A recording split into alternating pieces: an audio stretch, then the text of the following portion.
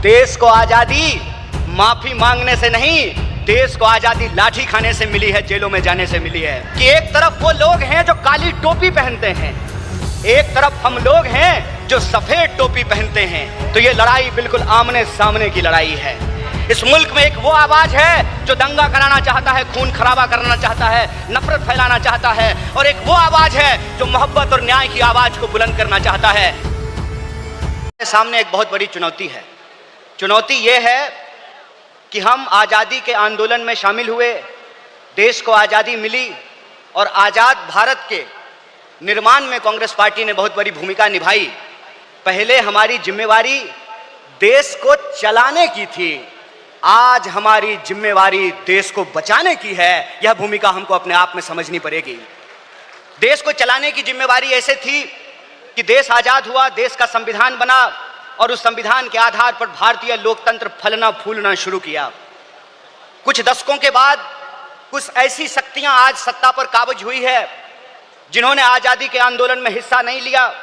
इसीलिए मैं बार बार कहता हूं, देश को आज़ादी माफी मांगने से नहीं, देश को आज़ादी लाठी खाने से मिली है, जेलों में जाने से मिली है। यह जो आज़ादी मिली है, इस आज़ादी को जो लोग मानते नहीं हैं, कहते हैं ना, जिन्होंने अपना खून पसीना नहीं बनाया हो घर को बनाने में, उनको घर की बचाने की कोई जद्दोजहद नहीं होती है। घर को जब बिगड़ रहा हो तो उनको कोई तकलीफ नहीं होती है। जो संविधान को बनाए हैं वही संविधान को बचाना चाहते हैं, जो आज़ादी दिलाए हैं वही आज़ादी को बचाना चाहते हैं, जो देश को बनाए हैं उन्हीं को देश को बचाना पड़ेगा। बताइए, कांग्रेस पार्टी का एक एक कार्यकर्ता जो देश की आज़ादी पर गर्व करता है, देश के स्वतंत्रता आंदोलन पर गर्व करता है, उस आज़ादी को बचाने के लिए आप संघर्ष करेंगे कि नहीं करेंगे? अगर आप संघर्ष करेंगे तो ये लड़ाई बिल्कुल आमने सामने की लड़ाई है। ये लड़ाई है कि एक तरफ वो लोग हैं जो काली टोपी पहनते हैं, एक तरफ हम लोग हैं जो सफेद टोपी पहनते हैं। वो जो काली टोपी पहनने वाले लोग हैं वो काले कानून लेकर के आते हैं। हम सफेद टोपी पहनने वाले लोग जो हैं वो गरीबी का अंधियारा मिटा करके, बेकारी का अंधियारा मिटा करके हम रोजगार का अवसर लाना चाहते हैं। हम अन्याय को समाप्त करके सामाजिक, आर्थिक और राजनीतिक न्याय लेकर के आना चाहते हैं। इसीलिए आज जब मैं आपके बीच में बोल रहा हूं, और यह जो न्याय पथ है जिसको लेकर के हमारा संकल्प है कि इस न्याय पथ पर हम चलेंगे, और न्याय पथ पर चलने का मतलब यह है कि देश में कहीं भी अन्याय होगा, चाहे वो अन्याय दलितों के खिलाफ हो, चाहे वो अन्याय गरीबों के खिलाफ हो, चाहे वो अन्याय पिछड़ों के खिलाफ हो, चाहे वो अन्याय आदिवासियों के खिलाफ हो, महिलाओं के खिलाफ हो, किसानों के खिलाफ हो, मजदूरों के खिलाफ हो, किसी भी भारतीय के खिलाफ अगर कोई अन्याय होगा तो उस काली टोपी वाले अन्याय के खिलाफ हम सफेद टी शर्ट पहन करके राहुल गांधी जी के बताए रास्ते पर चलेंगे। हम न्याय का योद्धा बनेंगे, और न्याय का जो हमारी पहचान है, न्याय का जो हमारा ये सिंबल है, उसी से हम इस देश को बचा सकते हैं। और देश को बचाने की जो मुहिम है, इस संबंध में मैं आपको बता दूं, स्टूडेंट और यूथ की एक बहुत बड़ी भूमिका है। स्टूडेंट और यूथ अलग अलग तरीके से इस देश में अपने हक और अधिकार को लेकर के संघर्ष कर रहे हैं।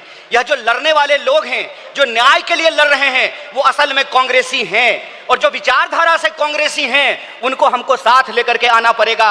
और मैं कांग्रेस के एक एक कार्यकर्ता को धन्यवाद देना चाहता हूं कि आप इस दौर में कांग्रेसी हैं जब लोग गद्दारी कर रहे हैं, कांग्रेस पार्टी के साथ बेवफाई कर रहे हैं, चंद दौलत के लिए, चंद सिक्कों की खनक के लिए अपनी पार्टी से गद्दारी करके उस विचारधारा से समझौता कर रहे हैं। उस वक्त आप कांग्रेस का झंडा थाम करके खड़े हैं। आप सिर्फ कांग्रेस के कार्यकर्ता नहीं हैं, इस देश को बचाने वाले आप जो है सेनानी हैं। जो स्वतंत्रता आंदोलन इस देश को मिला है, स्वतंत्रता सेनानियों ने जो स्वतंत्रता हमको दिलाई है, उस स्वतंत्रता को बचाने वाले आप संविधान सेनानी हैं। इसीलिए मैं आप सबसे अपील करने के लिए आया हूं कि ये आमने सामने की लड़ाई है, ये विचारधारा की लड़ाई है, और इस दौर में हमको उस रास्ते पे नहीं जाना है जो आसान रास्ता है, जो लालच का रास्ता है, जो कुर्सी का रास्ता है। मैं कहता हूं कि इतिहास ने हमको मौका दिया है, कांग्रेस पार्टी ने हमको मौका दिया है, तो हम एमपी एमएलए बनने की कोशिश जरूर करें, लेकिन हम जिस दौर में रह रहे हैं ये वो दौर है कि हमारे सामने एमपी एमएलए बनने के अलावे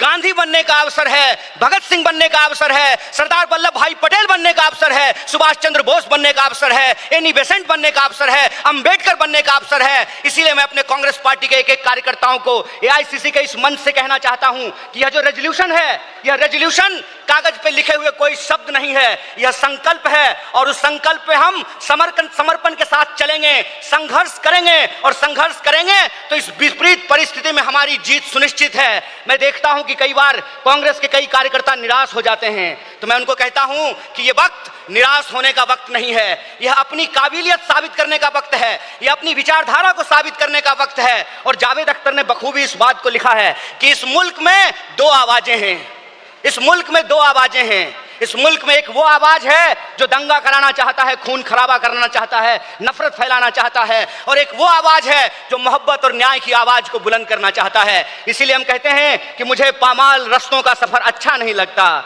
जिस दर जाते हैं लोग उधर जाना अच्छा नहीं लगता। आप कांग्रेस पार्टी के ईमानदार कार्यकर्ता हैं, आपके कंधे पर देश को बचाने की जिम्मेवारी है, आपके कंधे पर संविधान को बचाने की जिम्मेवारी है। और हमको पूरा भरोसा है कि आईसीसी सेशन के माध्यम से पूरे देश में यह संदेशा जाएगा और कांग्रेस पार्टी का एक एक कार्यकर्ता मजबूत होकर के अपनी काबिलियत को साबित करेगा। वह पथ क्या, पथिक कुशलता क्या, जिस पथ में बिखरे सूल ना हो, नाविक की धैर्य परीक्षा क्या, जब धाराएं प्रतिकूल ना हो। इस प्रतिकूल समय में कांग्रेस पूरे दमखम के साथ उस काली विचारधारा के खिलाफ, उस काली टोपी के खिलाफ टी शर्ट पहन करके लड़ेगा।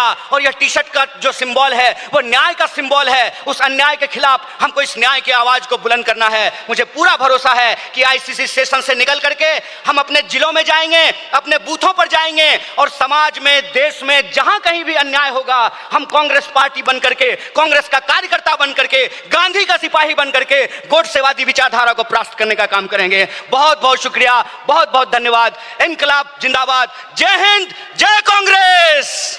एक बार जोर से आवाज बुलंद कीजिए, यह आवाज साबरमती आश्रम से दिल्ली के तख्त तक पहुंचनी चाहिए। जय हिंद, जय हिंद, जय कांग्रेस।